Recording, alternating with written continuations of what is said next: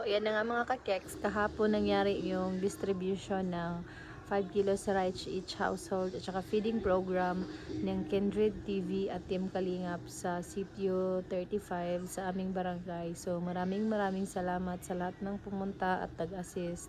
Kasama namin ang aming Balay Pahulayan Family, RPSB Cluster 2, mga barangay officials ng Barangay Taytayan at sa lahat ng mga residente na nag-participate at pumunta, lalong-lalo na sa kanilang purok chairman.